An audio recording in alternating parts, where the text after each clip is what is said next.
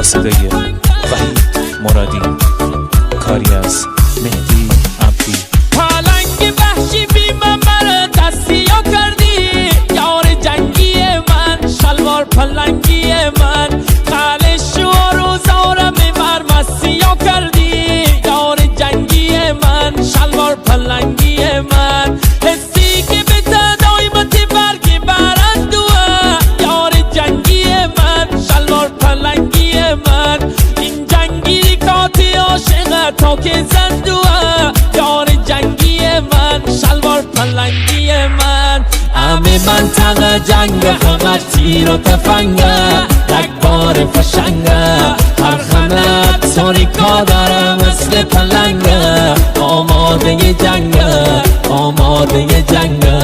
همه منطقه جنگ، همش تیر و تفنگه، رگباری فشنگه، هر خمت تاریکا داره مثل پلنگه، آماده جنگه، آماده جنگه. پخش در کانال رسمی استریو مهتاب.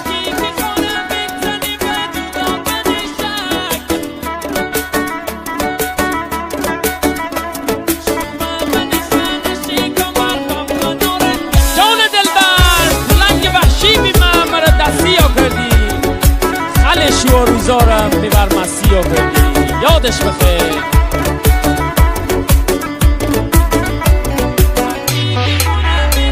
هر کی که خانه بزنی و جدا کنی شک، یار جنگی من، شلوار پلنگی من، شومه من خانه کمر و من نارنجک، یار جنگی من، شلوار پلنگی من، همه دوننه که هستیم اول و آخر، یار جنگی من، شلوار پلنگی من، کسش دست رکزم من نکندی باور، یار جنگی من، شلوار پلنگی من.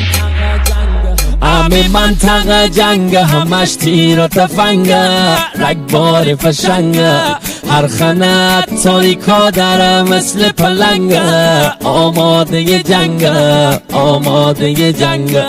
همه منطقه جنگ، همش تیر و تفنگه، رگباری فشنگه، هر خنت تاریکا داره مثل پلنگه، آماده جنگه، آماده جنگه.